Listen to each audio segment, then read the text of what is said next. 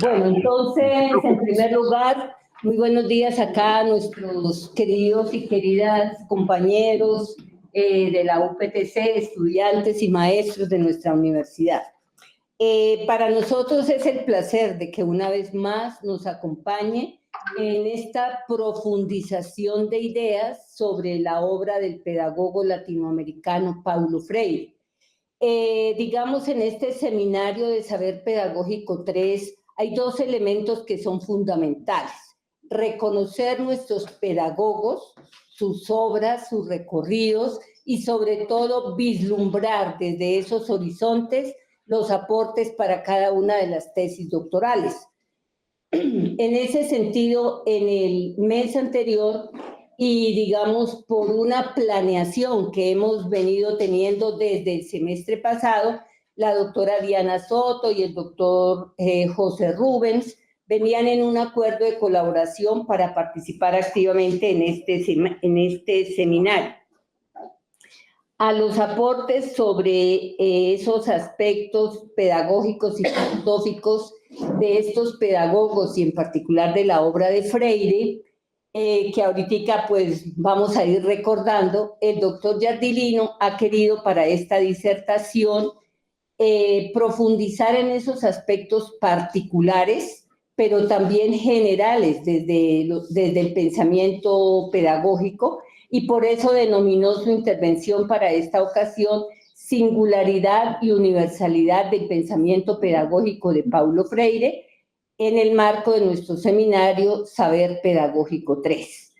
Le recordamos a nuestros estudiantes y a quienes estén conectados que el doctor José Rubens Lima Giardilino es licenciado en Filosofía y Teología, es magíster en Ciencias Sociales y doctor también en Ciencias Sociales por la Universidad Católica de Sao Paulo.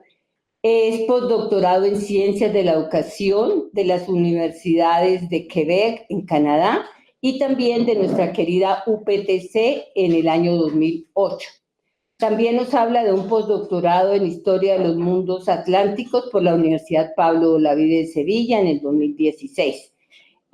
También es investigador de productividad científica del Consejo Nacional de Desenvolvimiento Científico y Tecnológico del CNPq y docente investigador de la Universidad Federal de Ouro Preto en el Departamento de Ciencias de la Educación. Es director de posgrados, en especial de la maestría y doctorado en Ciencias de la Educación, y vicedirector del Grupo ISULA, Historia de la Universidad Latinoamericana.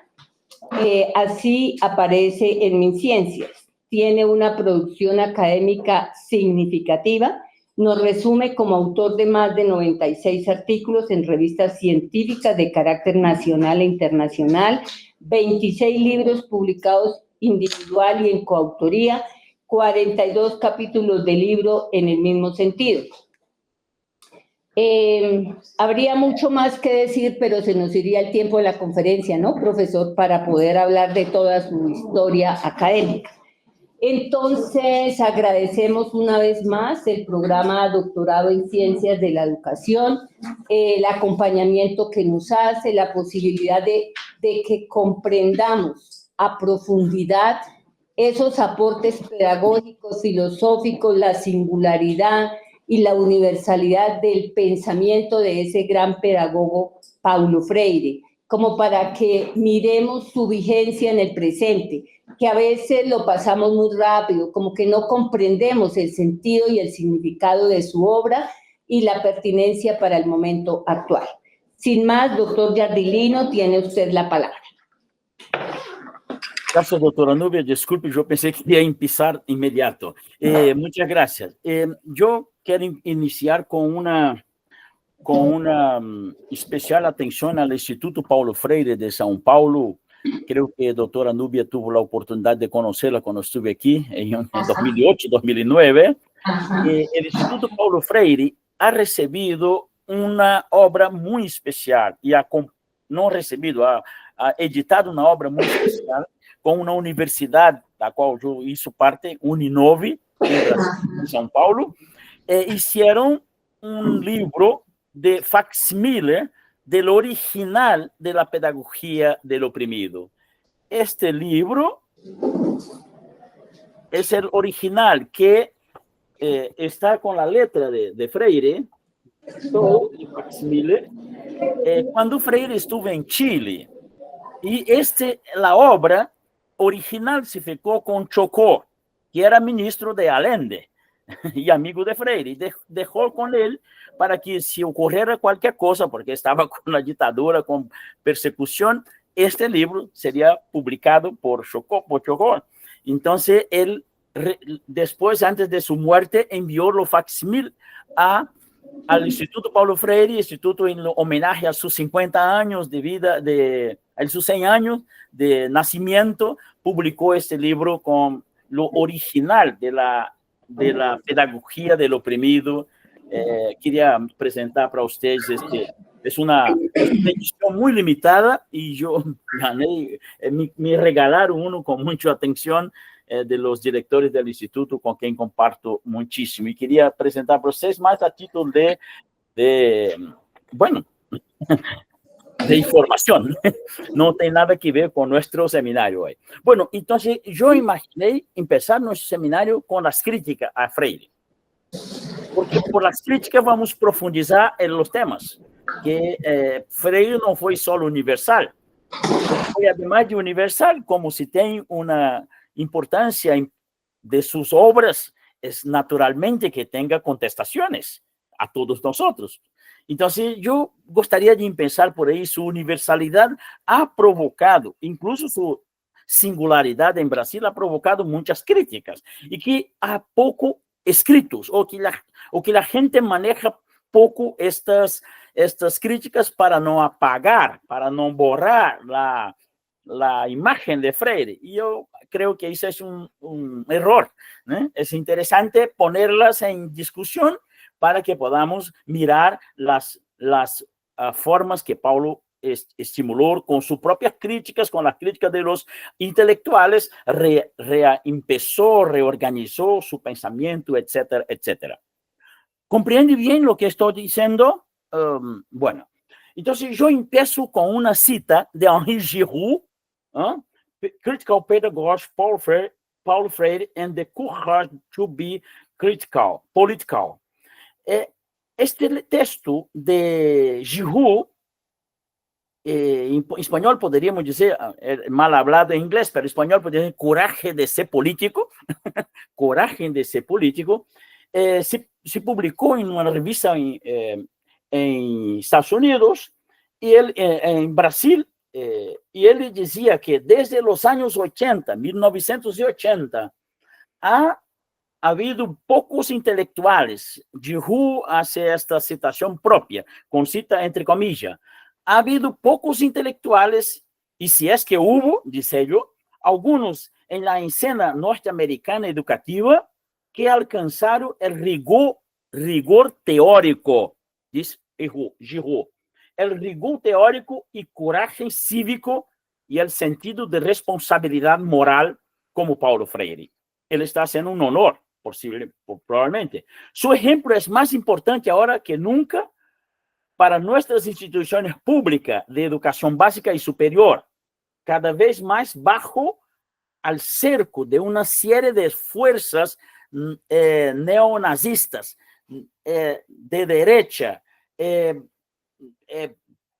posta en público en todos los países, no solo en América Latina, pero en América Latina, la cuna especial de esta ola de pensamiento, bajo estas fuerzas, tanto del capital neoliberal como conservadoras, es imperativo que los educadores se apropien del entendimiento de Freire y se apoderen de su potencial democrático de la educación.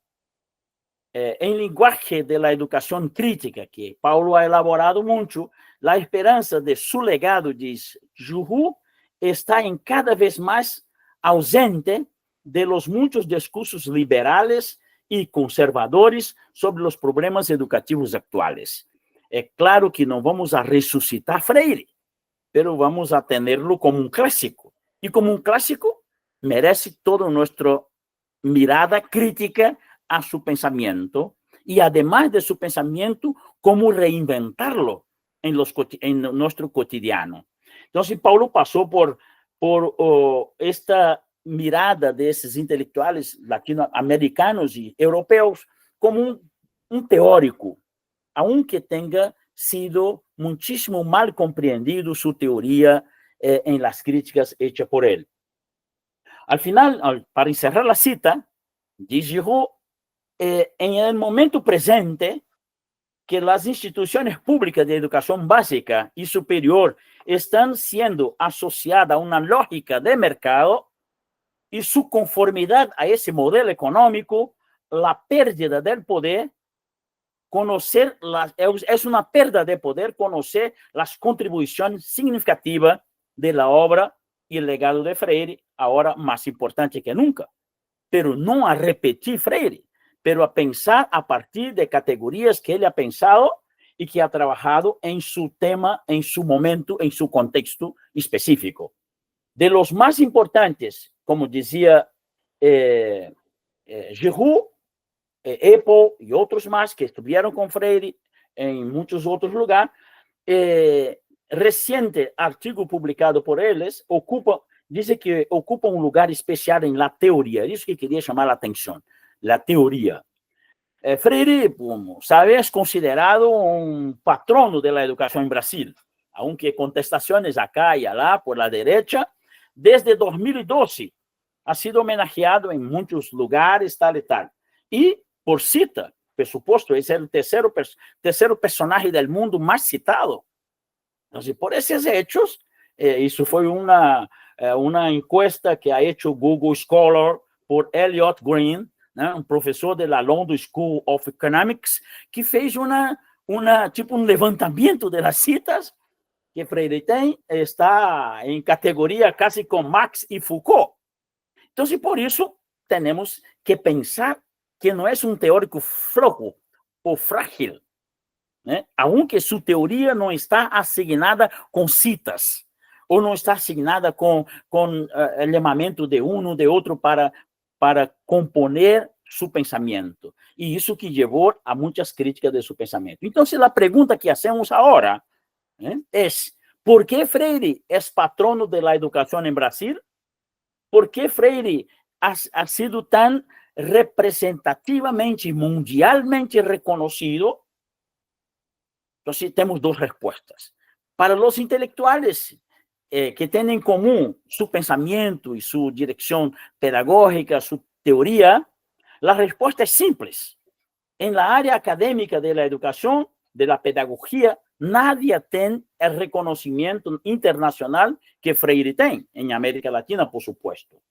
El criterio de la evaluación interpares, fundamental por la ciencia, la evaluación interpares o por pares académicos, es imprescindible para la ciencia, por lo que sus libros han tenido más de 40 traducciones, están traducidos en más de 40 idiomas, en lenguas, y las principales universidades del mundo ya le consideran premios y tal y tal. Bueno, por supuesto, por esta visibilidad internacional, no podemos nos olvidar de su importancia teórica, crítica, práctica. Lo que se pasa es que, como dice el seminario anterior, nosotros ponemos Freire solamente en la cajita del práctico, de lo pedagogo práctico, de aquel que hace la acción y no aquel que piensa la acción. Entonces, por ahí ya nos enganchamos en dos o tres cosas que vamos a ver enseguida. Entonces, vamos a ver enseguida las tesis críticas sobre el pensamiento de Freire.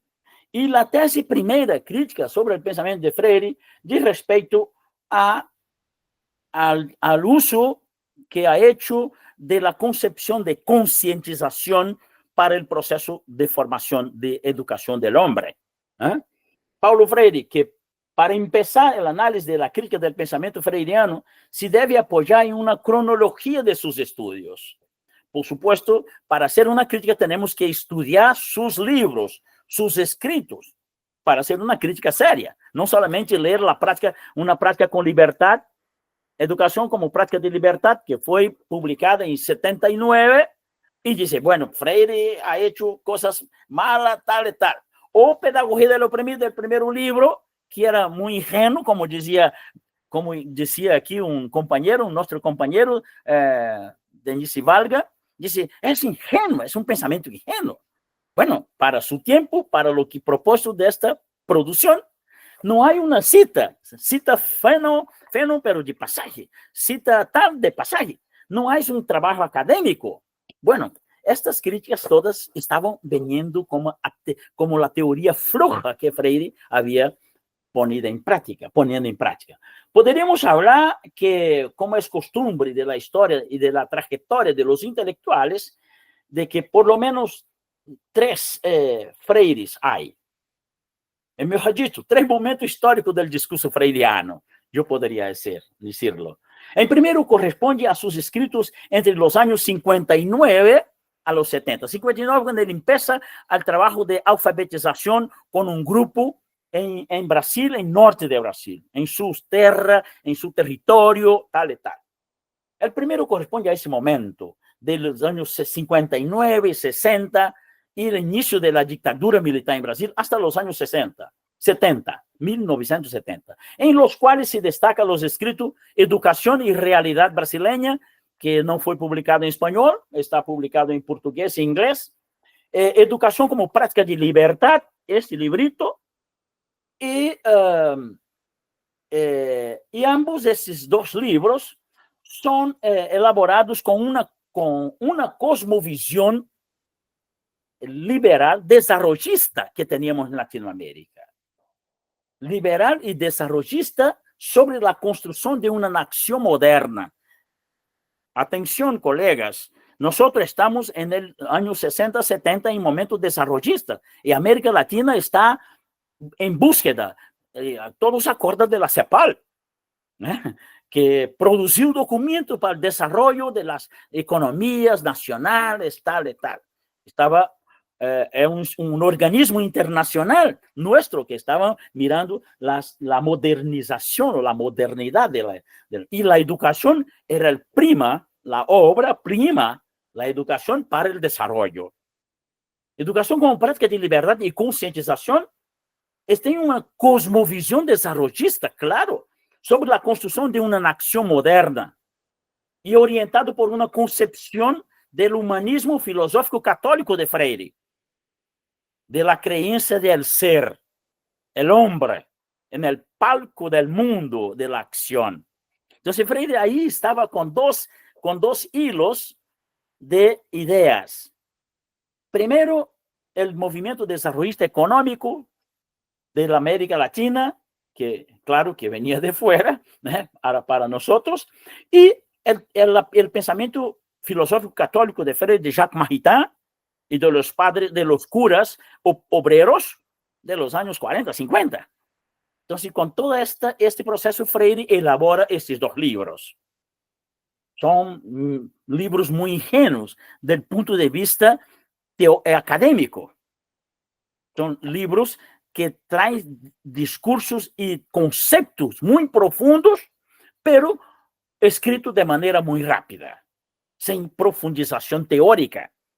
Aunque, como dice Giroux, si tomamos atención en lo que Freire escribe en Educación como Práctica de Libertad, no sé si ustedes tuvieron oportunidad de leerlo, si tomamos atención cuando Freire trabaja la sociedad brasileña en transición, Freire está hablando de una concepción política, de la transición de la sociedad cerrada a una sociedad abierta.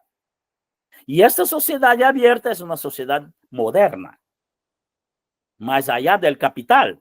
Embora él no ha dicho esto, quien dice eso fue un poco Stephen Messaros.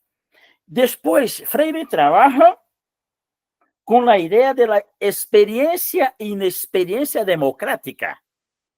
Por favor, amigos, estamos en verdaderamente el debate sobre la democracia en América Latina. Los años 60 y 70 estuvimos bajo las dictaduras militares latinoamericanas. Y Freire está trabajando la concepción de educación con una experiencia a partir de una experiencia democrática. Entonces, es un tema fuerte, es un tema profundo, aunque sus escritos son rápidos, son ligeros, mejor dicho en español, son ligeros, pero son ligeros preños, llenos de una teoría que está subyacente al proceso social y político de nuestras Américas.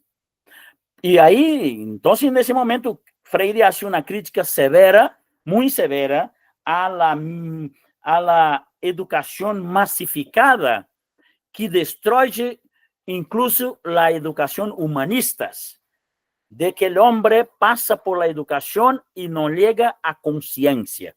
Y es cuando Freire establece la primera relación con el concepto marxista o concepto marxiano de conciencia. De concientización, disculpa, de concientización que viene de la concepción de conciencia de la obra marxista o del marxismo. Entonces, ahí Freire trata este tema como un tema ligero, obvio. Él está metido en un proceso de acción. Cuando estuve en Chile, estaba en la reforma agraria, iban a vivir con los campesinos, trabajando con los campesinos. Era una militancia. Entonces escreve muy apresurado, no teóricamente sostenido. Y por eso la gente lo mira y hace crítica por ahí. Pero la profundidad de este libro es de una naturaleza muy grande, incluso cuando habla de concientización. Bueno, y ahí trabaja con diálogo, con dialéctica. Freire es un pensador dialéctico. Y dice, va a establecer el concepto de diálogo, de dialogicidad, o va a establecer el concepto de toma de conciencia por la educación. La educación es un acto político y por eso se debe lo educando y los educadores toman una toma política, de conciencia política para cambiar el mundo. Y ven su frase más conocida, que el mundo, nosotros no podemos cambiar el mundo, como decíamos en el seminario pasado. El quien cambia el mundo son los hombres juntos. Entonces, esta primera visión de Freire no es ingenua, aunque los críticos lo llamen de ingenuo en ese momento, porque no tiene una estructura o una sutileza teórica trabajada en los libros y artículos europeos. Él está, y aquí Freire empieza la primera semilla, sembra la primera semilla de la decolonialidad con los escritos de los cuales él ha sido formado, de Rousseau, de Dewey, con los escritos incluso de los filósofos contractualistas ingleses. Entonces, todo este proceso Freire lo traduce en una monografía muy práctica, con muchos hilos teóricos, pero no trabajados. Y ahí es su crítica más fuerte, porque dice que su pedagogía es una pedagogía ingenua. Miren, ahí estábamos construyendo una teoría de la educación en los años 60, 70, de la teoría crítica de la educación, de la escuela nueva, de todo más. Entonces, Freire trae todos estos valores, toda esta construcción teórica en unos escritos que nos lleva a comprender, porque esos escritos eran escritos para las comunidades, la gente que estaba mirando, trabajando con él. En el Ministerio de la Reforma Agraria de Chile, en la gente que estaban viviendo en Colombia, los cocaleros de Cochabamba. O sea, era con esta gente que está trabajando. Es un primer proceso de colonialidad muy claro. No de rompimiento con lo pensamiento colonial tradicional del conocimiento, pero un rehacimiento, si puede ser esta palabra en español, una reorganización de su pensamiento a partir de categorías llenas de significado teórico.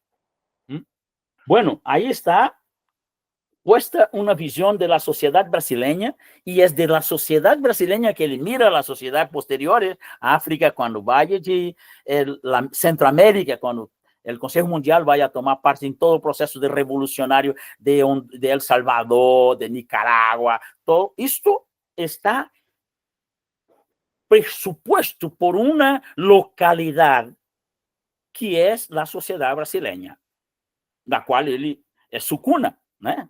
Es su cuna, su nacimiento, su vida. Y que la búsqueda que él anhelaba, que esta sociedad anhelaba de modernización. Y para modernizar habría que hacer una educación masificadora para toda la gente, porque teníamos más de 70% de analfabetos. Entonces, había que hacer una masificación. Y Freire hace una crítica a ese modelo de masificación de la educación. Por eso cría su método, un método que compartilla una experiencia de colegialidad de conjunto. Un proyecto involucrado por una política extremada de los bloques más fuertes de la burguesía latinoamericana, que todos nuestros intelectuales han hecho a crítica severa en Colombia, en Chile, en México. El comercial agrario es un bloque homogéneo de la élite agraria y comercial que impulsionaba tanto Colombia, antes de Roger Penilla, en Brasil, antes de Juscelino Kubitschek, o sea, el debate entre los partidos conservador y los liberales, eso está en toda la América Latina. Él mira la América Latina a partir de su cuna, que es Brasil.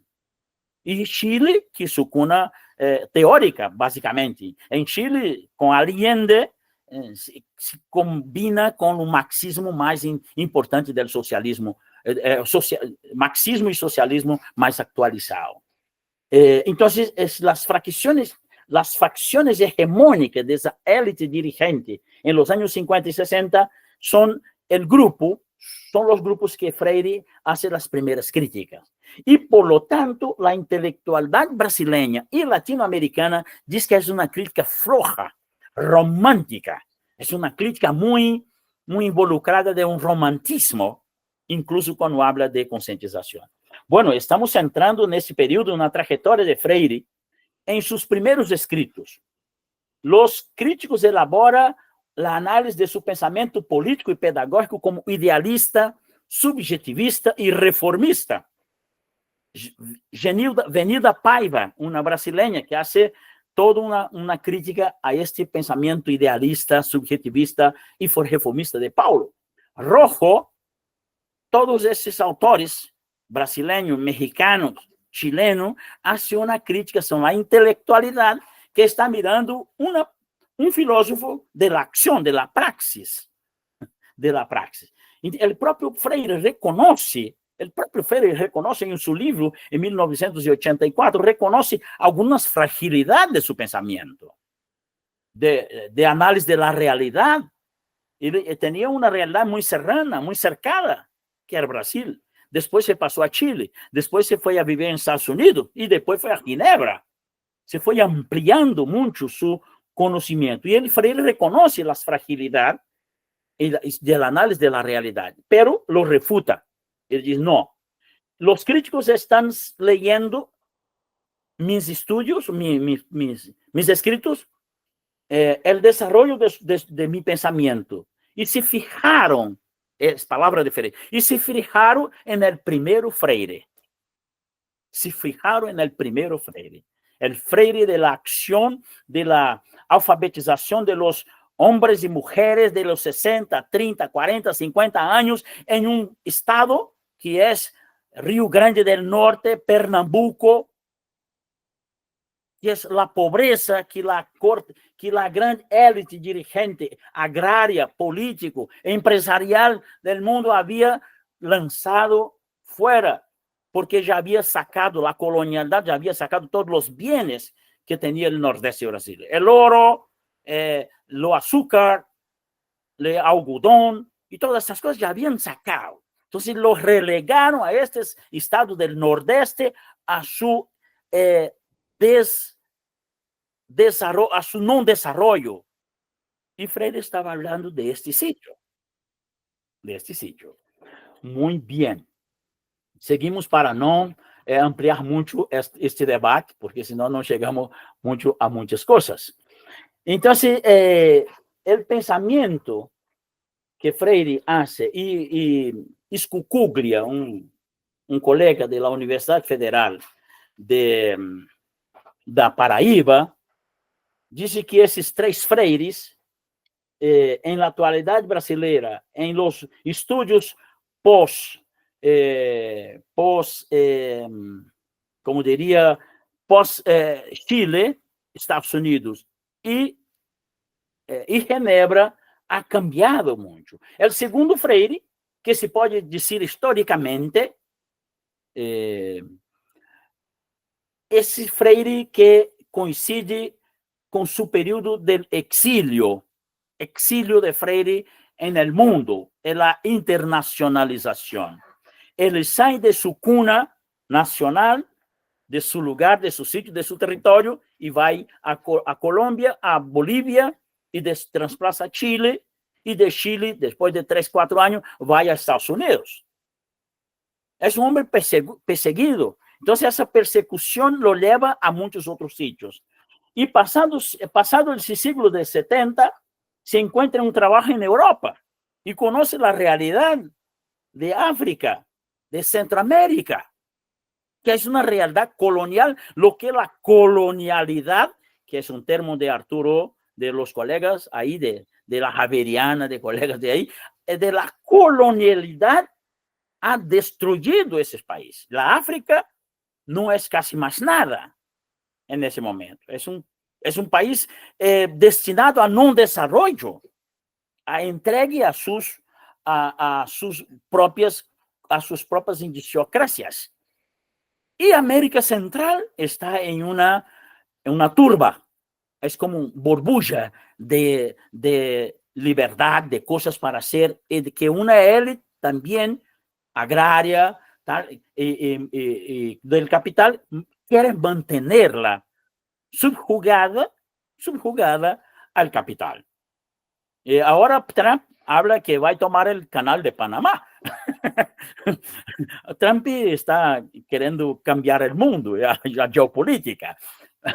Entonces, estas cosas del segundo Freire, si el primero Freire estaba empapado, se dice, empapado, mojado, con las experiencias locales de su territorio, el segundo Freire está empapado y mojado con las experiencias del mundo, del tercero mundo, como decía a época, del mundo no desarrollado, o del mundo después en desarrollo. Entonces, este es un segundo Freire que, empapado con esta realidad africana, latinoamericana, busca apoyar su obra y a construir su obra en continuidad. Aquí se elaboran las ideas más subrayadas de su experiencia vivenciada en Chile, su participación con el movimiento popular, con la acción de reforma agraria, nuestro modo de interpretar segundo Freire, se destaca un pensamiento estructurado de sus aportes teóricos. El primero, de naturaleza pedagógica. La pedagogía del oprimido, que fue escrita en Chile, como decía a ustedes, como mostré a ustedes, aquí está el facsímil, libro con la letra propia de Freire.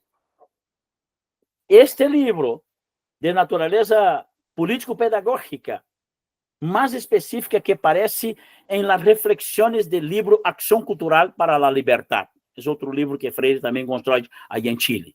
Estos libros, Freire enfrenta algunas teorías y adelanta. Pienso que las críticas que aparecen fruto de los textos anteriores lleva a creer que después de la autocrítica hecha por Freire, una autocrítica, encampando las críticas hechas anteriores, no refutando como mala, los aportes de la crítica han deslocado el pensamiento de Freire, la obra de Freire, aproximando a las categorías marxista-gramsciana, y vaya a orientar la obra de Freire a partir de ahí, en África, en Centroamérica, en Guinea-Bissau, en Mozambique, que estaban borbullando de tanta, y vaya a llevar a leer Fanon, Franz Fanon. Entonces, todos estos teóricos están metidos con Freire para acá y para allá, construyendo su cuerpo o su estructura teórica del pensamiento. Penso que las críticas que aparecen, fruto de los textos anteriores, son críticas importantes, que Freire lo toma como importante. Se podría afirmar más categóricamente que el pensamiento de Freire expone una politicidad de la educación, del acto de educar, y esta génesis está como génesis de su pensamiento ingenuo. O sea, la génesis de su pensamiento ingenuo, liberal, desarrollista, empieza a construir un pensamiento más adelante del ingenuo, considerando las críticas hechas a él. Entonces, es una génesis. Las críticas lo posibilitan adelantarse en la teoría.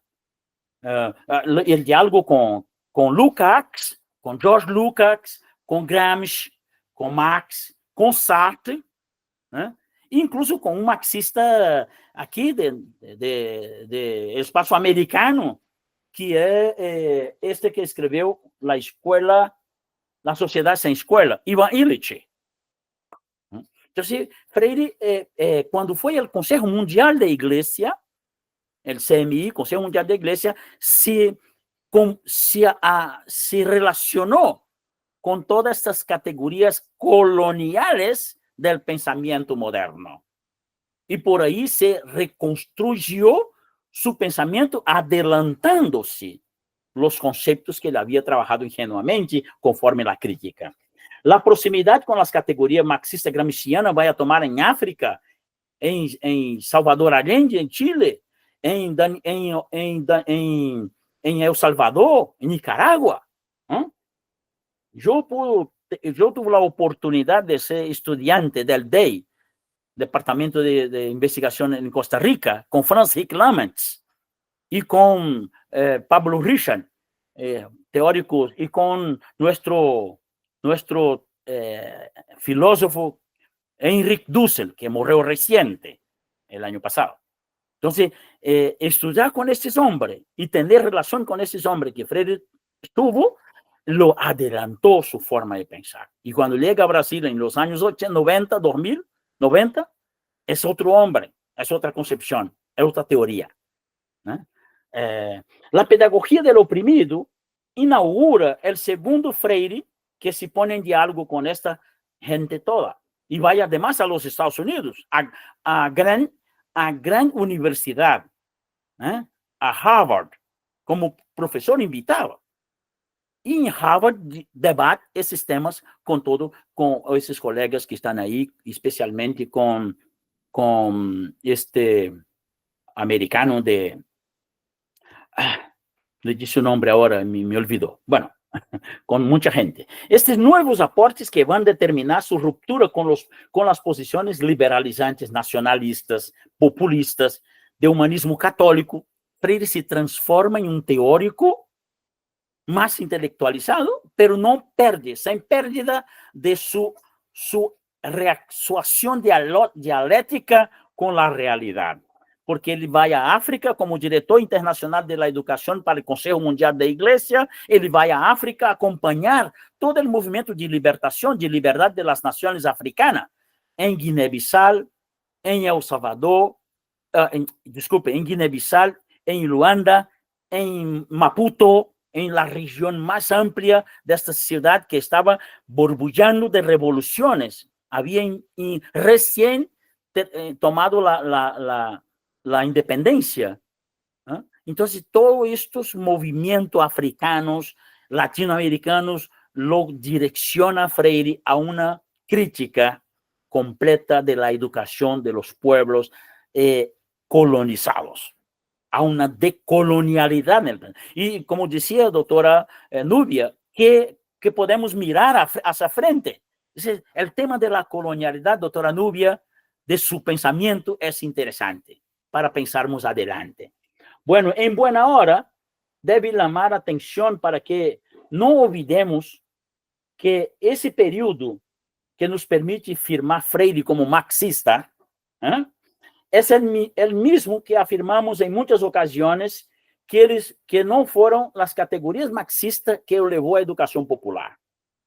Pero al contrario, la experiencia de la educación popular lo llevó a los aportes instrumental teórico de Marx, la lucha y las experiencias populares. Y por supuesto, la educación rural, la educación popular.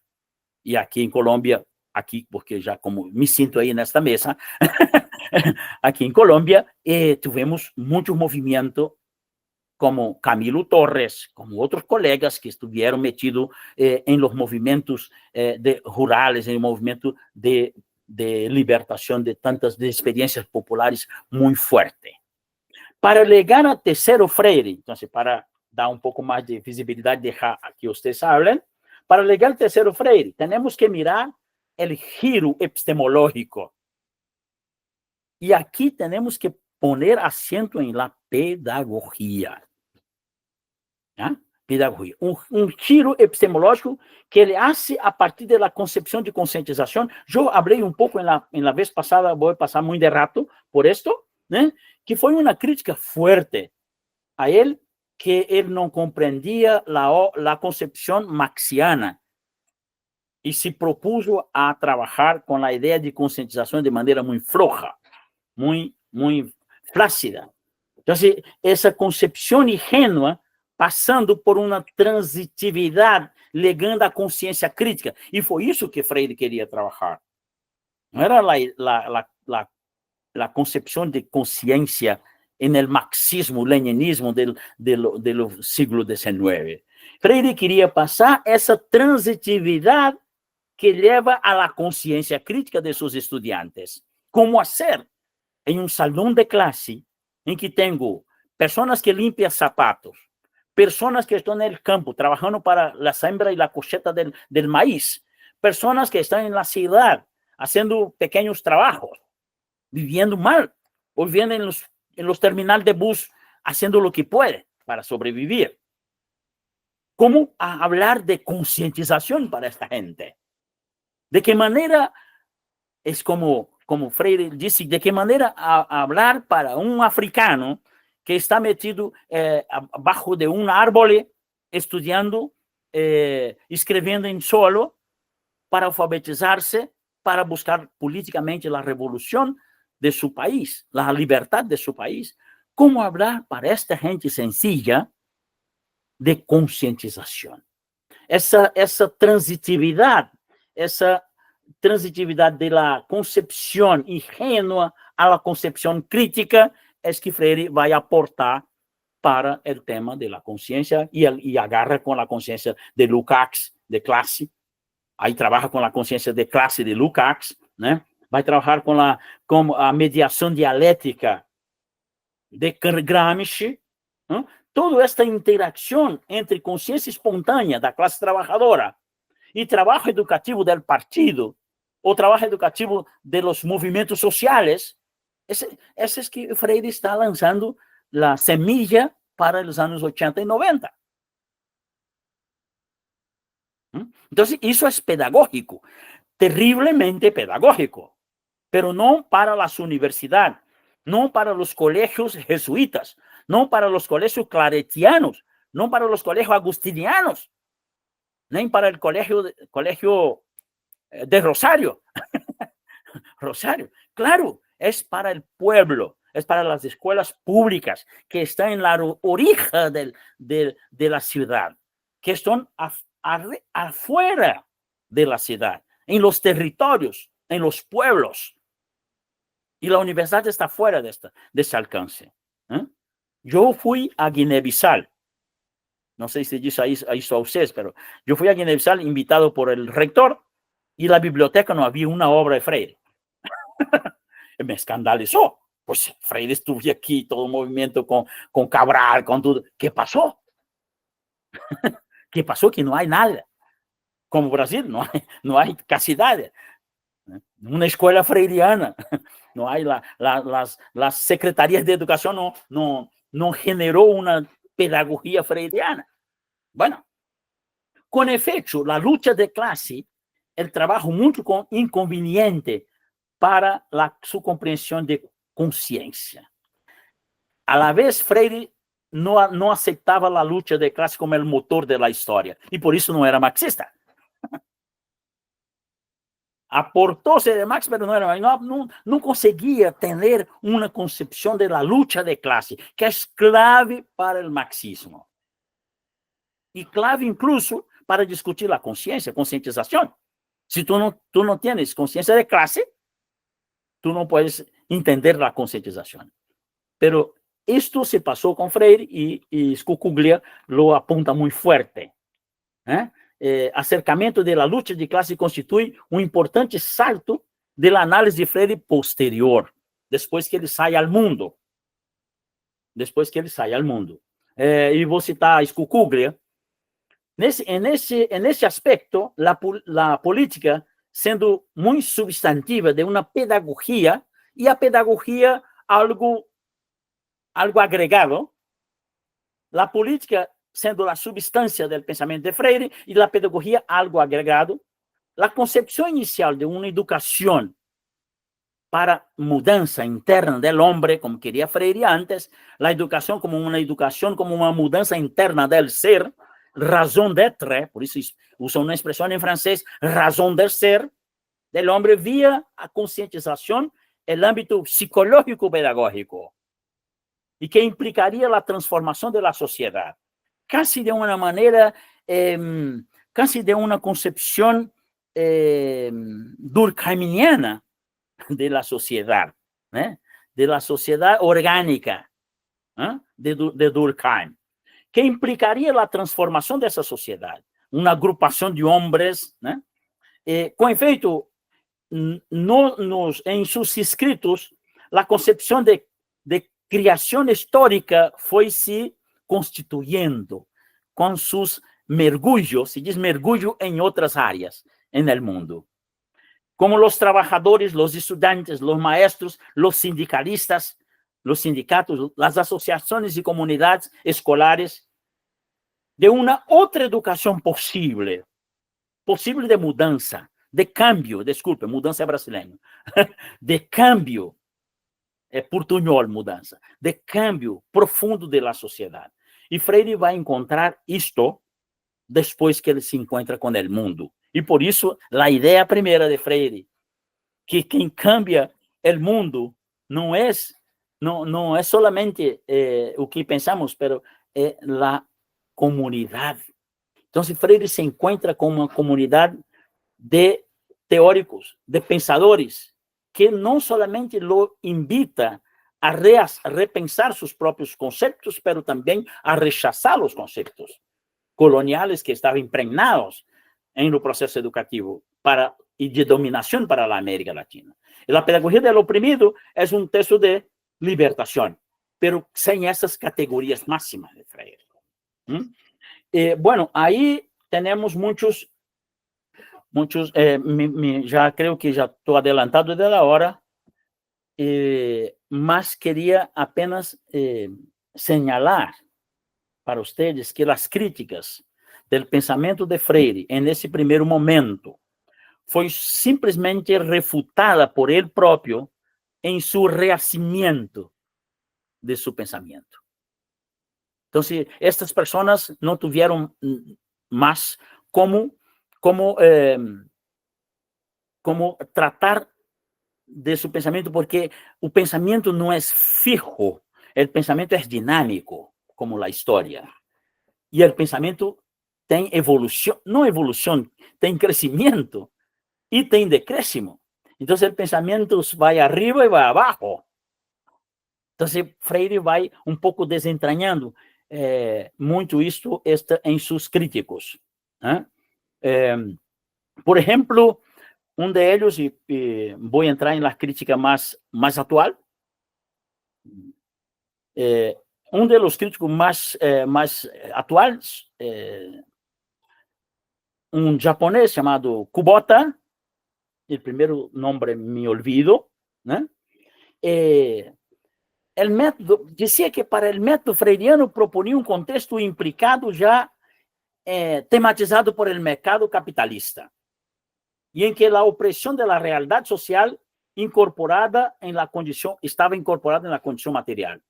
En una sociedad de clase, una cierta relación de opresión sería experimentada por el trabajador, el campesino, etc. Y junto con él, una conciencia e interés de alfabetización.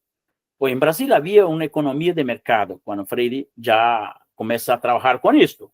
Entonces, alfabetizados podría votar. Esa es la idea primera de Freire, para voto, para concientización, para la vida política. Sin embargo, los críticos apuntan que había una gran contradicción entre los presupuestos implícitos en las estrategias freirianas y las condiciones socioeconómicas históricas de los países en los cuales desarrollar el método. Por una cosa muy importante, que es la que muchos llamaron el Freire de utópico. ¿Qué es la utopía? Pues es el concepto de Mannheim, y Freire utilizó mucho Mannheim, un lector de Mannheim. Lo que presupone la utopía. La utopía es el anhelo, el deseo de un nuevo mundo. Pero este nuevo mundo solo se dará con nuestro trabajo en la realidad para que ella cambie. Y solamente cuando las condiciones materiales, ese marxismo puro, solamente cuando las condiciones materiales están dadas, están hechas, es que puede haber el cambio. Es que puede haber, la utopía se concretiza en realidad. Entonces partimos siempre de la realidad para buscar nuestras utopías, para pensar nuestras utopías. No es posible transformar de hecho por un hecho por otro, pero las condiciones materiales para Marx y para los marxistas hay que estar expuestas. Por eso nuestro trabajo es para que las condiciones materiales se constituyan para que el cambio ocurra, que está ocurriendo en Colombia, en Brasil, ahora con los gobiernos progresistas, entre comillas, progresistas, ¿eh? Es un poco de la materialidad que tenemos que construirla para el cambio. Y la escuela parece que está ajena a esta propuesta utópica. Entonces, o por lo menos nosotros, maestros, y por eso no llenamos de utopía los estudiantes por la transformación. Cabe a nosotros, como maestro, ser un misionero de las utopías. O demás de las utopías, no del sueño de las utopías. Y la concepción de la que creando la utopía invita a los niños a construir una otra realidad en la búsqueda de la lucha y sociedad por medio de la dialéctica, como se sabe muy bien. Entonces, las estrategias de Freire, los presupuestos implícitos en la estrategia, los presupuestos implícitos en la estrategia freiriana,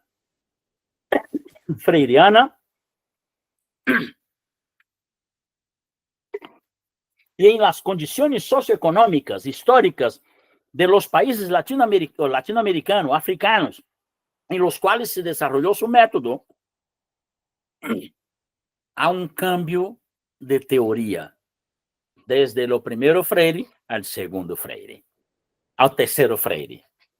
Y la crítica que ha hecho muchos sobre el método, sobre la diferencia de territorialidad, de construcción histórica, que no llevó en consideración la situación de Guinea-Bissau, la lengua, la cultura africana, y por eso su pensamiento no desarrolló mucho. Hay crítica de esta naturaleza, incluso por los lingüistas. Solamente Chomsky, Norman Chomsky, tem un texto muy interesante que dice que hay expresiones como este ruido en torno del proyecto de Freire sobre los lingüistas, ¿cómo se dice? Esos lingüistas puros, no puede pensar el cambio que Freire ha dado en sociedades como la lengua, como en la lengua japonesa, las lenguas orientales. que ha construido pensamiento freiriano muy interesante. Entonces, de nuestra parte, olvidamos, claro, construir capilla para el pensamiento de Freire. Tenemos que ser críticos, y como decía la doctora Nubia, tenemos que pensar más allá. Por ejemplo, un gran elemento que podemos trabajar a partir de la concepción de Freire, o de un otro Freire, o de una otra concepción con base, es, por ejemplo, la tecnología. Freire no fue un experto en tecnología. Por eso yo soy muy freiriano, soy un info estúpido, o un estúpido info. No hizo un proyecto de desarrollo educativo, o no pensó la educación más allá de la tecnología, porque no era un hecho importante en su momento. No pensaba en celular, como hoy tenemos. No pensaba en inteligencia artificial. Entonces, todos esos aportes son hilos para una pedagogía nueva que tenemos que llevar en cuenta con la realidad que tenemos hoy. Entonces, Freire no es un manual. Freire no es una ortodoxia. Esos libros no son libros, no son Biblias. Son puramente pensamientos de un periodo, de una época, y con las cuales vamos a trabajar. Pero no podemos lanzar la basura, porque fue un pensamiento interesante para un cambio importante. Y por eso su obra está en el mundo, y su forma de pensar está en el mundo, y su manera de agir en la cotidianidad de los grupos, movimientos sociales, aún está muy vigente. Entonces, yo encerro para que los colegas puedan colaborar o puedan abrir cuestiones o comentarios, lo que quiera. Pienso que es suficiente, doctora Nubia, para hoy. No sé si te parece. Muchísimas gracias, profesor Yardilino, por esa interesante conferencia, aportes, reflexiones. Como usted bien quería exponerlo, entre singularidades y universalidad del pensamiento de Paulo Freire. Bueno, yo creo que ha sido una conferencia bastante interesante en el sentido de dialogar con los aportes que se dieron en la primera sesión. Como propuesta de investigación, pues cada cual tiene una manera de presentarla, de conformarla, de generar, digamos, ciertos periodos argumentados en los aportes que el investigador va encontrando en el camino de la obra. Usted nos habla hoy en la conferencia de ese tercer Freire, que realmente, digamos, veníamos viéndolo hasta un segundo momento, aparecerá a partir de la lectura y de las condiciones de contexto nuevos Freires, ¿no? Con base precisamente en las inquietudes, en las utopías, en los nuevos elementos que el día a día va generando y que no estuvieron presentes como tal en el momento en que él existió, pero que en la lectura se van encontrando esas huellas, esas miradas y esas posibilidades. Creo que precisamente la mirada crítica que le hacen a la obra de Freire ha sido la oportunidad como para reivindicar muchas de sus ideas, ampliarlas, profundizarlas, colocarlas en el contexto y aprovecharlas para seguir mirando, seguir construyendo con base en temas particulares. Esa invitación es, creo yo, la que nos queda a estudiantes y profesores del doctorado para que siempre estemos atentos a esas nuevas miradas, no a las que van en línea, sino a las que son distantes, que de pronto en ellas encontramos la propuesta para generar nuestra propia tesis, nuestro propio aporte. Entonces, por eso no es el ideal como seguir una línea recta, todos los que van por el mismo camino, sino que la tesis es precisamente esa orilla distinta que nos invita a reflexionar, a teorizar, a cuestionar y a colocar al servicio nuestros propios conceptos. Entonces, muchas gracias, profesor Giardilino. Yo voy a dar la palabra a las compañeras y compañeros para enriquecer realmente, digamos, la propuesta que hoy nos hacen. Entonces, bueno, aquí el profesor Jairo Padilla ha sido un investigador fuerte de la obra de Freire. Creo que para él todo lo que tiene que ver con su pensamiento político es una oportunidad para sacar a flote otros detalles que a lo mejor por el tiempo no han estado aún señalados. Tiene la palabra, profe Padilla. Muchas gracias. Yo quería como esperar a que hablaran otros, pero bueno. Hay cuatro conceptos, tanto del primer Freire como del segundo, que a mí me interesan mucho para lo que ha sido o lo que es mi propuesta de investigación como tesis de grado del doctorado.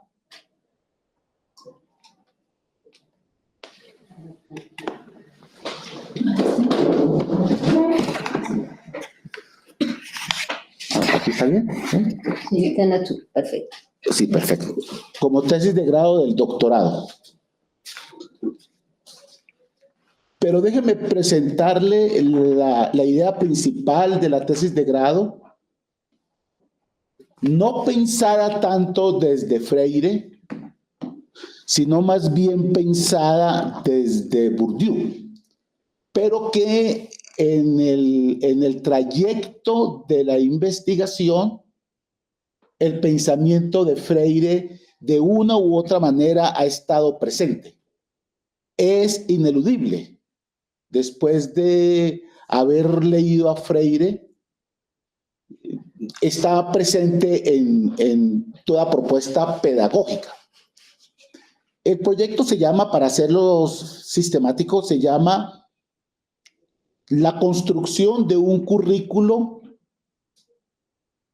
para secundaria en interculturalidad. Ese es el texto, ese es el título general, ¿sí? ¿Qué pasa con esa propuesta? ¿De dónde viene esa propuesta? Y esa propuesta viene o se genera después de la Constitución Política de 1991, cuando el Estado colombiano se declara multicultural, interétnico, multinacional, dando cabida a grupos étnicos que institucionalmente no eran reconocidos antes de 1991. Usted debe de saber que los indígenas hasta 1991 eran considerados menores de edad. Después de esa reforma se perfiló, se proyectó una nueva sociedad, un nuevo proyecto educativo o un nuevo ideal educativo. Y a partir de ahí se fueron generando distintas políticas que se llamaron etnoeducativas para poner en práctica lo que la Constitución exigía como condición fundamental para construir esa nueva sociedad. Y esa condición fundamental era que había que reconocer a afros e indígenas y pueblos rom como grupos étnicos con el derecho a la ciudadanía, con el derecho a la participación y con el derecho a una conciencia crítica sobre lo que era su porvenir y su devenir en la sociedad colombiana. No obstante que el Estado generó esas políticas, un Estado fundamentalmente progresista desde el liberalismo, ¿sí? La práctica de esas propuestas en la escuela y en los colegios como el elemento central del cambio de mentalidad no se produjo como se quería que se produjera. Es decir, las escuelas no pusieron en práctica una propuesta curricular intercultural. Y se quedaron más bien en la celebración del día étnico, del día de la raza, que ya venía, del día afrocolombiano, etcétera, etcétera. Es decir, la falta de una conciencia crítica sobre la necesidad de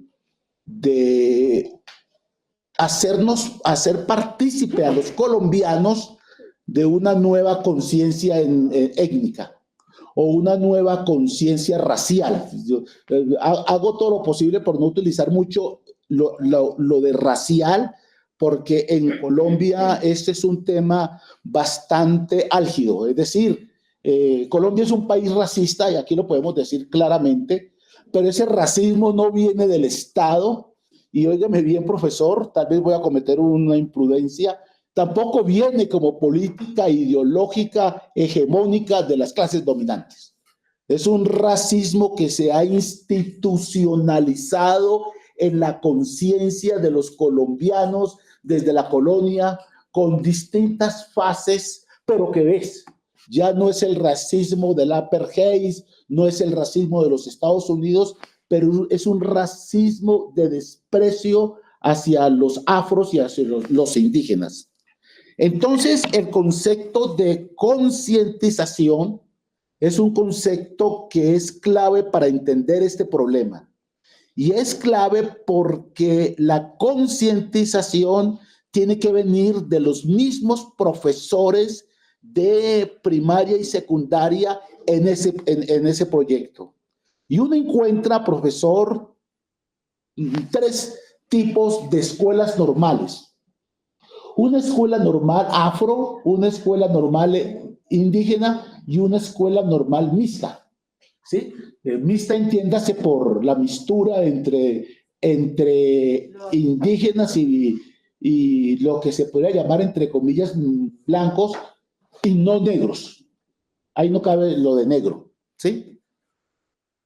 Cuando uno mira entonces los proyectos etnoeducativos que se desarrollan en cada una de estas normales para educar a sus estudiantes, no encuentra uno una formación étnica, no encuentra uno una formación etnoeducativa que convierta la formación intercultural en un proyecto de vida, en una manera de ser, en una manera de actuar. Más bien es una formación que se queda anclada en el asignaturismo, ¿sí? Se queda anclada en el asignaturismo. Yo ya vi eso, pero que la persona que está ahí al frente de él lo entienda y lo viva, no es posible. Yo estuve la semana antepasada en el Chocó, sabe que Chocó es un departamento de afros, y me puse a analizar su proyecto educativo. Por ahí empieza uno, ¿sí? Proyecto educativo institucional, que es su propuesta de Faro. Y uno encuentra en esas propuestas una educación tal cual como si usted viniera a Tunja, usted lo conoce, por supuesto, fuera la normal que está aquí y viera esa propuesta que ellos tienen de formación, en donde ni lo étnico ni lo intercultural juega un papel fundamental. Sin embargo, en el currículo oculto de la escuela de la normal, uno encuentra una conciencia de ser afro, una conciencia acrítica, porque no es tanto una conciencia política, es una conciencia que ellos sienten el desprecio de la sociedad, porque el racismo allí es estructural, y sienten el desprecio de los blancos, entre comillas, mixtos, por ellos. Aquí viene un problema, y es que el concepto de conciencia es un concepto que se vive en la cotidianidad y se expresa en la cotidianidad, y esa conciencia crítica no existe, ¿sí? No existe exactamente. Es más bien justificaciones de carácter religioso, justificaciones de carácter, es que tuvimos la desgracia de ser desiguales. Bueno, ahí lo dejo. Y ahí lo dejo porque es un aspecto fundamental, ¿sí? Para construir una interculturalidad que haga posible derrotar esas posturas ideológicas hegemónicas. Y este también es un concepto que viene, bueno, que lo utiliza Freire, viene más bien de Gramsci, ¿sí? Del marxismo, yo diría, pero fundamentalmente en Gramsci. Lo hegemónico, ¿sí? Se entendería como la ideología hegemónica que está determinando el comportamiento de las personas.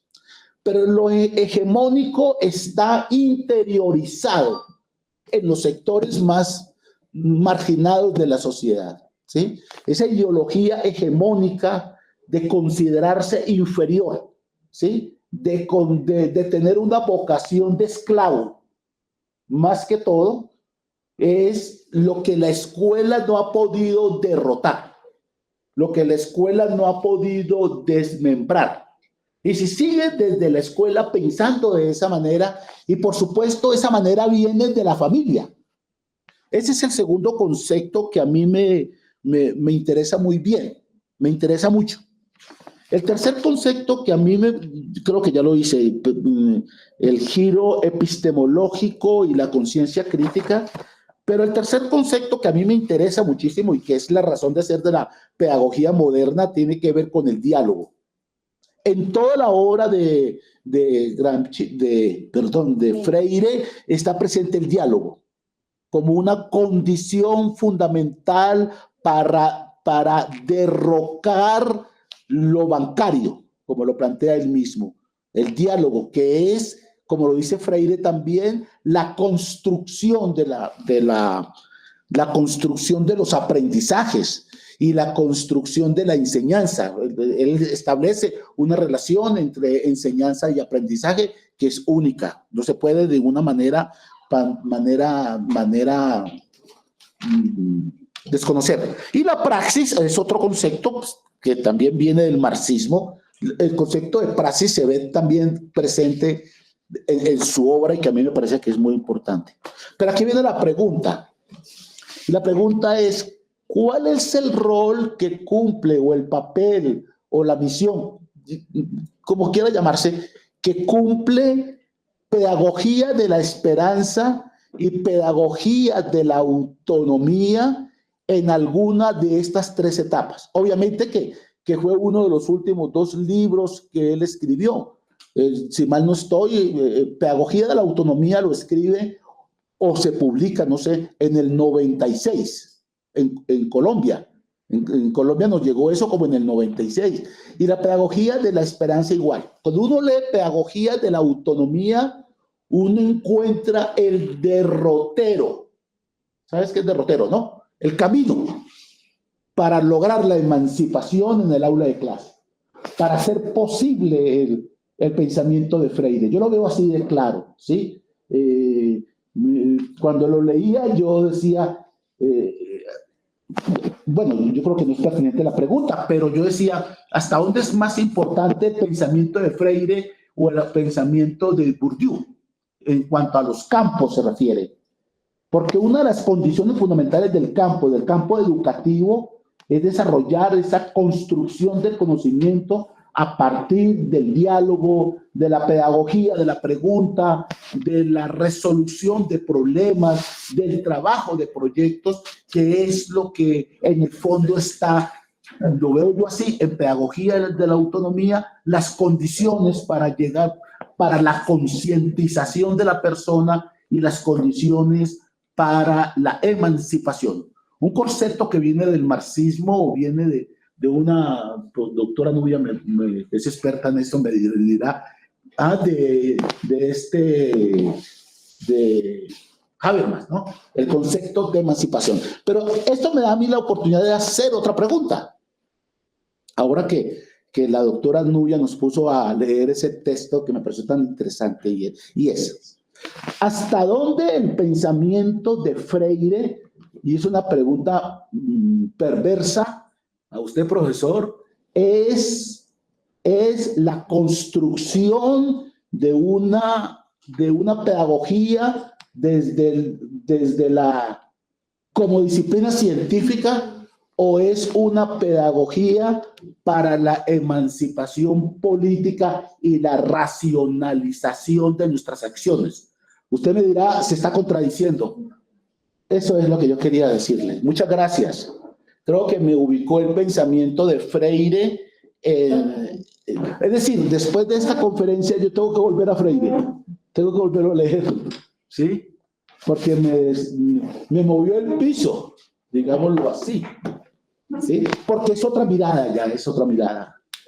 Yo quiero decirle, en son de, si la doctora Gubia me alcance, yo quiero decirle que yo leí a Freire en la década del 80, más o menos, ¿sí? Y cuando yo lo leí era muy marxólogo, era muy formado en el pensamiento marxista. Y leí Pedagogía del Oprimido, y leí el libro de La educación como práctica de la libertad. Modestia aparte, ¿no? Y tuve la impresión de que Freire era más bien teólogo, ¿sí? Pero no me atrevía, pues, a hacer esas afirmaciones que hicieron después los críticos. Bueno, muchas gracias, profe. Le vamos a, disculpa, es por cuestión del tiempo. Hay otras dos preguntas y le damos la palabra. Muchas gracias, muchas gracias. No, disculpe, profe. Entonces va Sonia y luego Carolina. Y Carolina. Aunque es para que él amplíe lo que hablaba de los lingüistas. Tranquila, tranquila, listo, ya. Bueno, muy buenos días, doctor Jardilino, muy buenos días, compañeros, doctora Nubia. Bueno, yo creo que lo importante de estos encuentros del doctorado es poder generar puntos de encuentro y de distanciamiento. Frente a lo que expone el compañero doctorando Jairo Padilla, pues, profe, yo le invito como conocedora, rectora, docente rural de las instituciones educativas de Boyacá, a ampliar un poco la mirada frente a los sucesos culturales que suceden al interior de las instituciones educativas. Esto porque en Boyacá se ha venido construyendo y hay un movimiento cultural muy fuerte en las instituciones educativas sobre el Día de la Boyacensidad. Los colegios trabajan fuertemente a partir del decreto que sacó el doctor José Rosso Millán, donde invitaba y daba la directriz a las instituciones educativas de Boyacá para hacer la conmemoración del Día de la Boyacensidad. Después de esto, yo le puedo garantizar que uno de los, aparte de los PRAE, el proyecto de Boyacensidad en las instituciones educativas es el más fuerte. ¿El qué? El más fuerte. ¿El más fuerte? Es el más fuerte, donde se trabaja muy fuerte la construcción de identidad boyacense.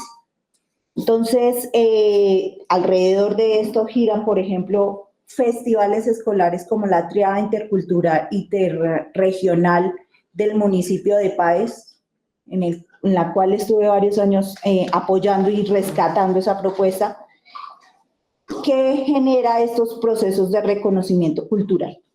También le invito a conocer el proyecto educativo institucional del municipio de Cubará, que es etnográfico. Igual la resolución de calendario académico del año 2025, para el año 2025, en este momento se me va el número 79, 70 y algo, 97, 70 y algo, donde si usted examina, viene ese calendario para los calendarios, las instituciones educativas oficiales y para la institución, para el corregimiento de Cubará. Entonces, hay un reconocimiento de la identidad y de los espacios étnicos de la comunidad de Cubará, que es ancestral. Entonces, esa es como la invitación, porque sí, yo creo que es un ejercicio dentro de este doctorado, poder reconocer que al interior de las instituciones se trabaja. Y yo creo que en todo maestro latinoamericano hay parte de un Freire, una idea de emancipación. En cada escuela rural, en medio de la nada, el maestro tiene claro ese ejercicio de transformación.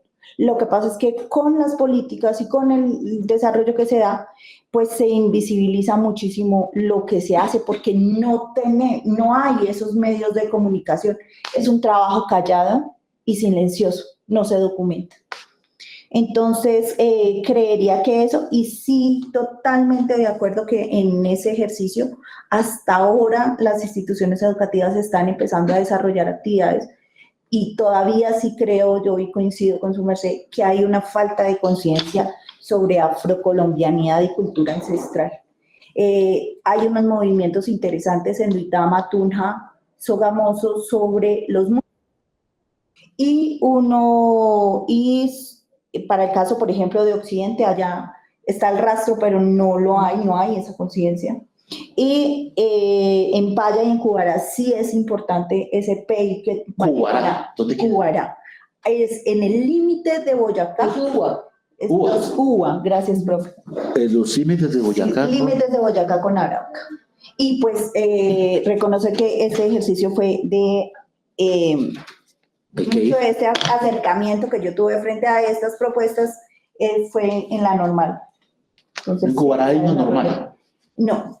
No, es un colegio. En la normal. Bueno, muchas gracias a nuestra compañera Sonia por ayudarnos en este diálogo y le damos la palabra al profesor José Rubens para que por favor dialogue con el compañero y con los que quedamos aún en sala y dar por cerrada la conferencia luego. Muchas gracias, querido profesor. Muchas gracias, doctora Nubia, y gracias, Jairo. Y Sandra, que habló por último. ¿Cómo se llama la colega que habló por último? Sandra. Sonia. Sonia. Gracias por las cuestiones.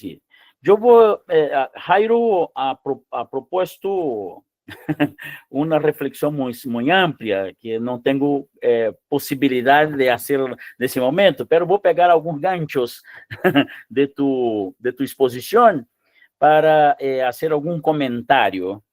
La primera que haría es que la pregunta que tú hiciste sobre la inquietud que tú traes sobre la cuestión de la etnoeducación, la interculturalidad que está puesta en la ley, la legalidad del país, pero hay una cierta fragilidad en los procesos prácticos en la escuela.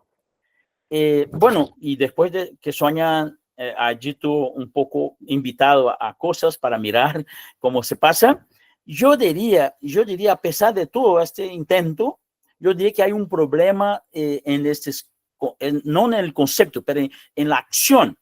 El problema es que no se cambia, y Freire habría dicho, en la educación por un decreto, por una legislación. Esto lleva tiempo para el cambio.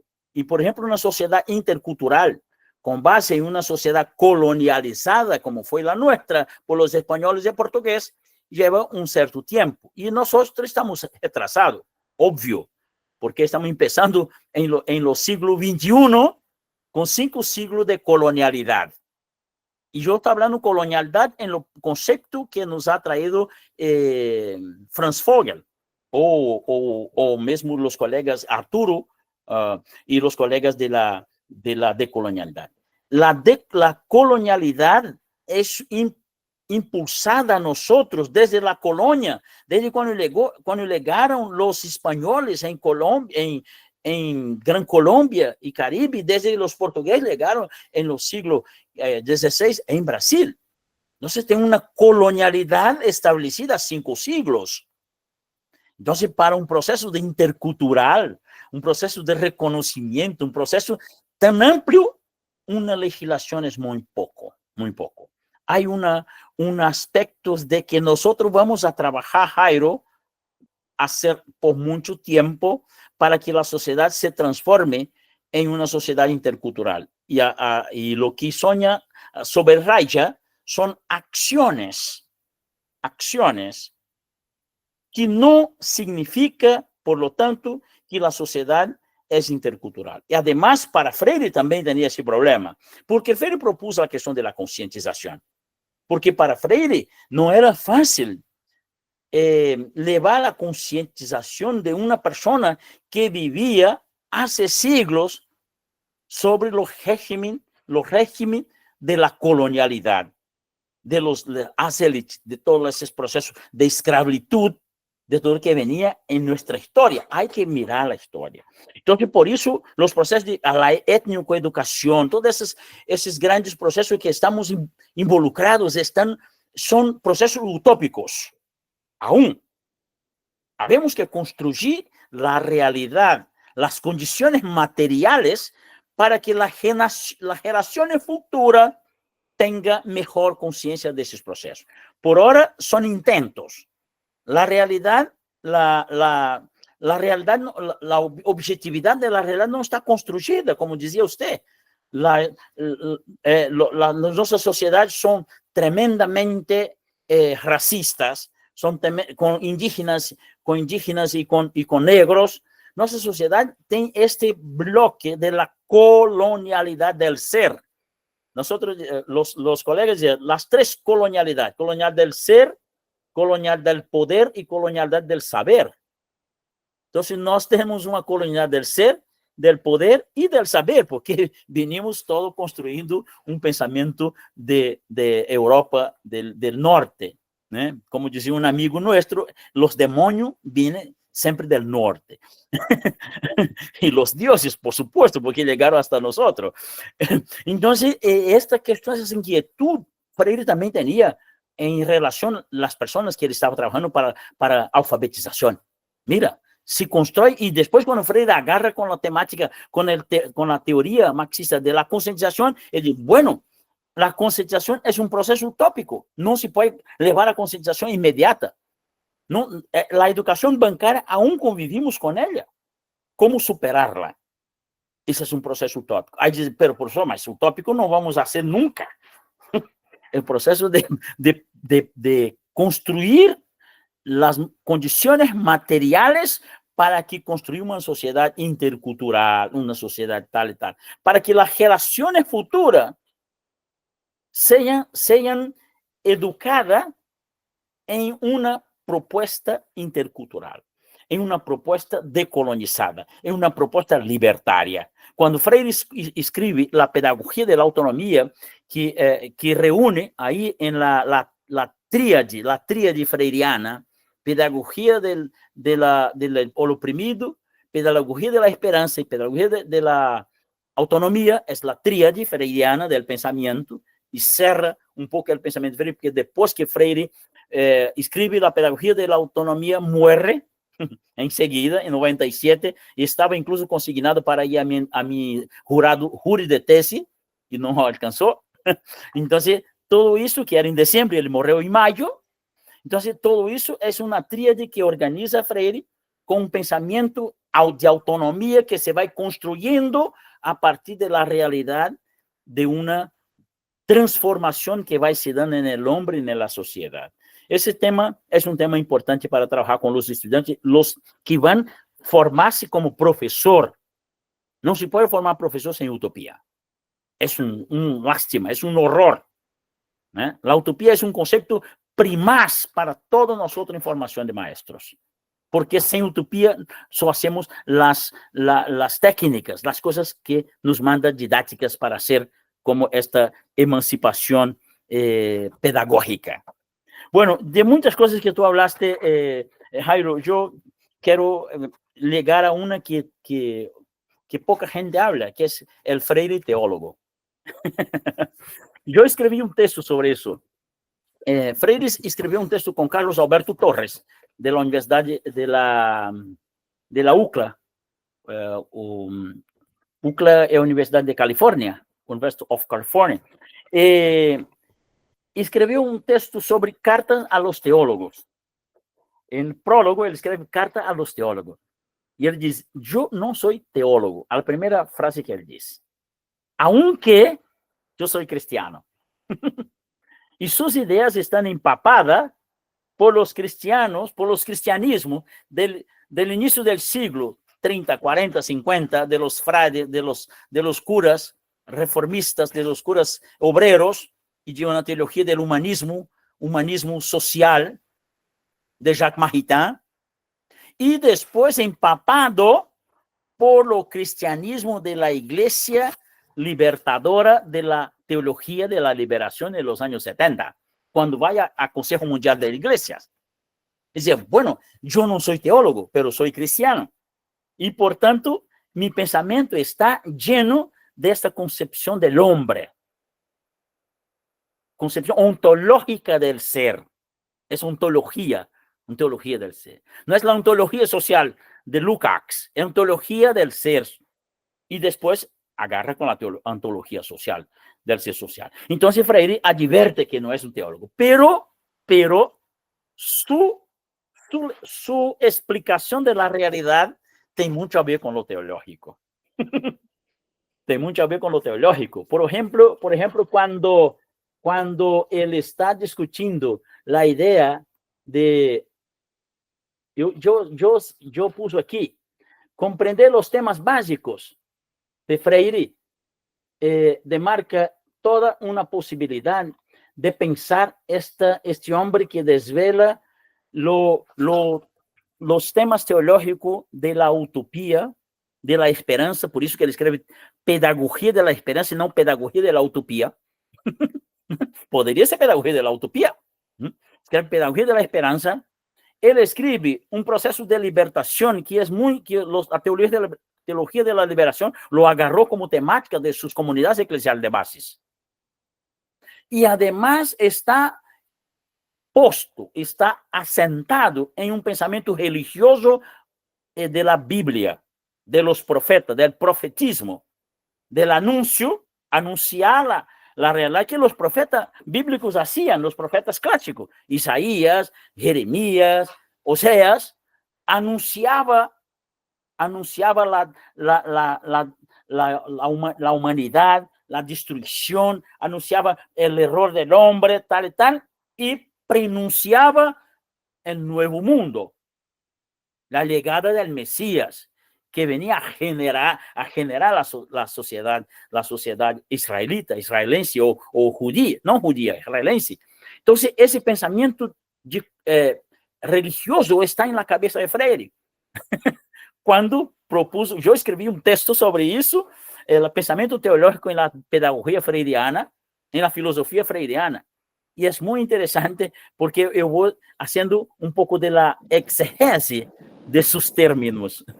La exegesis es una ciencia de objetivar y refletir sobre los términos y las consecuencias de él. Voy haciendo una exegesis sobre los temas, los textos, los títulos que Paulo va hablando para llegar a una influencia teológica del pensamiento, aunque no sea teólogo. Es un cristiano, no es marxista, es un cristiano. Bueno, yo creo que... Muchas gracias. Yo quisiera agradecerle infinitamente, digamos, este acompañamiento, estas reflexiones. Créame que sin pretenderlo, estamos en diálogo con lo que vamos a trabajar esta tarde. Digamos, en esa línea, en ese recorrido, tantos aportes que hizo Freire que no se reconocieron en su momento y que hemos tenido que acudir a otros contextos para poder entender dónde está ese origen. El profesor Jairo quiere seguir dialogando. Yo debo retirarme, profesor Giardilino, como le digo, agradecida por todos los aportes, las reflexiones. Quisiera que en el futuro, a partir de esto, generáramos otras preguntas y demás. Quiero decirle también al profesor Jairo que desde el doctorado en Ciencias de la Educación tenemos otras líneas hermanas que nos acompañan en el tema y que de pronto sus contextos son más interculturales, que tiene que ver con la línea de la Universidad del Magdalena, las comunidades arhuacas y todas las que tienen que ver con La Guajira, Córdoba y demás. Entonces, allí sí la escuela y sus proyectos educativos arrancan de las cosmovisiones, ¿no? Entonces el contexto también va marcando la posibilidad o no. Por estos días estamos en sustentaciones permanentes de tesis del tema intercultural en muchas temáticas que son de interés. Valdría la pena mirar la posibilidad de estarnos interconectando.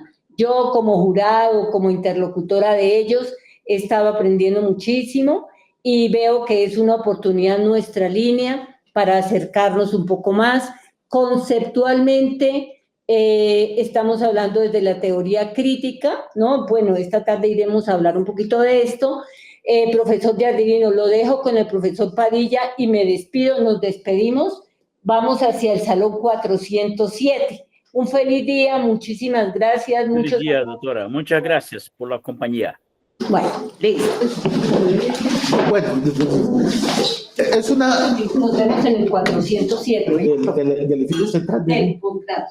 Es una pregunta que tiene que ver con la pregunta que usted, con la intervención que usted hizo sobre la concientización.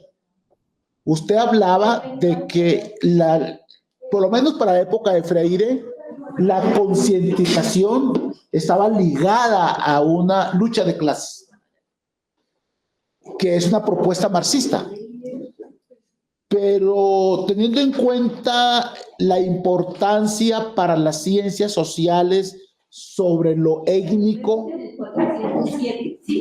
¿cómo se podría explicar o no si la concientización está ligada a una pertenencia étnica o sigue siendo de bajo valía el concepto de étnico para clasificar las sociedades latinoamericanas? En esos términos, ¿sí? En Colombia, lo étnico está muy ligado, muy asociado con la condición étnica, ¿sí? Entre más oscura sea su piel, está en condiciones económicas, políticas e ideológicas sometido, ¿sí? En la estructura social. La idea es esa. Lo étnico no es acaso un mecanismo, una estrategia, un dispositivo, no sé cómo llamarlo, para la conciencia, para la construcción de conciencia.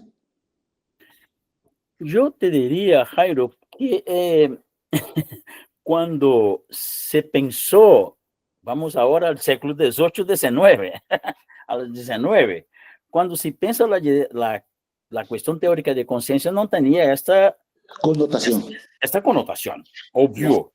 Pero lo que nosotros hacemos es como reconceptualizar las cosas. Nosotros no tenemos el concepto por ejemplo, de John Locke o de Rousseau o de los grandes teóricos de la sociedad, del humanismo, de la ciudadanía de la misma forma. Nosotros vamos analizando cosas, comprensión que diz respeito a nuestra sociedad o a nuestra forma, a nuestras organizaciones de pensar. Y por eso los invito tanto a desplegar, a hacer un despliegue del concepto de concientización y de emancipación, de la concepción que Hannah Arendt la dio, que Freire la dio y que Marx ha dado. Pero no desconsiderarlos, pero a partir de ellos reconceptualizar a luz de nuestra realidad, de las condiciones materiales que tenemos hoy, dada, fija, para poder construirnos a partir de ahí una nueva sociedad o una utopía social. Y el gran problema es que nos quedamos con el concepto antiguo retrabajando acá, sin el concepto de interculturalidad que tú traes. Muy interesante, porque es muy interesante, pero la sociedad no lo tiene. Está colgada, armada, organizada a partir de otras concepciones eurocéntricas, coloniales, que nosotros los damos en toda la historia de nuestra formación de las escuelas normales, desde las 3 misiones alemanas que estuvo construyendo la escuela normal en Colombia, desde Socarrás, desde todos esos interesantes intelectuales que nos tuvieron, excelentes teorías pedagógicas, pero hoy la realidad es otra. Y cómo vamos no solamente no negarlo, no lanzar en la basura, pero cómo vamos a reinterpretar, reintroducir esto en nuestra sociedad. Ese me parece que es el gran hecho que la escuela no ha alcanzado, porque la escuela continúa muy moderna, muy colonial, en su forma curricular, como tú decías en la primera pregunta, en su forma curricular. No importa poner un elemento curricular de la interculturalidad, o como decía Sonia, de hacer eso, son acciones interculturales, pero no hay una conciencia intercultural en la sociedad. Y debemos hacer con que los niños nuevos que están sobre nuestros cuidados, como decía Durkheim, ¿qué es la educación? La educación es la transmisión. Durkheim no hacía solamente transmisión, pero fue traducido por transmisión. Es la pasaje de una generación a otra generación, a generación más nueva. Y Durkheim decía eso. Es una pasaje cultural, pedagógica, filosófica, y de ahí vamos formando para la sociedad que viene a seguir. Eso es muy crucial, y por eso la escuela no cambia. Julia Varela ha escrito un texto muy interesante que tú debes conocer, que se llama la escuela como una caja de... la escuela como una caja de... me olvido el nombre en español. Como la escuela que no cambia. Es una caja de mantener la tradición. Entre los niños, y hace una caja incluso con input y output, entre los niños todos diferentes, indígena, blanco, negro, tal, y sale todos corbataditos, pequeños, ya organizados para la vida social. y Durkheim trabajó esto muy bien, no solo Durkheim, mas Peter Berg, y Peter Berg trabajó eso como una idea de que la sociedad orgánica, que nós somos durkheimianos em forma social, né? Bourdieu tem muito disso, essa sociedade orgânica, estando organizada para que os sujeitos ocupem seus lugares sociais, incluso atores sociais, em tempo. Então, Charlie Chaplin, no filme Tempos Modernos, introduz isso no cinema muito bonito, em que a engrenagem, que Durkheim dizia que a sociedade era uma engrenagem, e que hace a escola? Entrenar para uma nação nesta engrenagem, uma função social. E aí, se você está com doença, com enfermidade, vai ao hospital para ser tratado e retornar ao sistema de caja. Se outro enlouqueceu, vai a hospício. Y así, si otro matou, si otro burló la ley, va a la prisión. Essa é uma sociedade que estamos aún dentro, aún que chamamos de pós-moderna, de nada é pós-moderna. De nada, sí. Ela é moderna, antimoderna. Então, a escola é esse sítio, pero temos que cambiá-la. E só podemos cambiá-la com as novas concepções, com a releitura das teorias, bajo nuestras utopías adelante, construindo nuevas condiciones materiales para construir estas utopías junto con nuestros estudiantes. Ese es el gran hecho de nosotros. Yo estoy casi me jubilando, pero aún sigo en esta vaina, como dicen los venezolanos. Bueno, sí lo es. Es una reflexión solo, no más. Perfecto. Muchas gracias, profesor. Muchas gracias, encantado. Cualquier cosa, mi correo tiene la gente de la calle, del doctorado. Todos tienen mi correo. ¿Eh? Yo le escribo. Mucho gusto. Muchas gracias. Un abrazo muy cordial. Hasta luego. Hasta luego.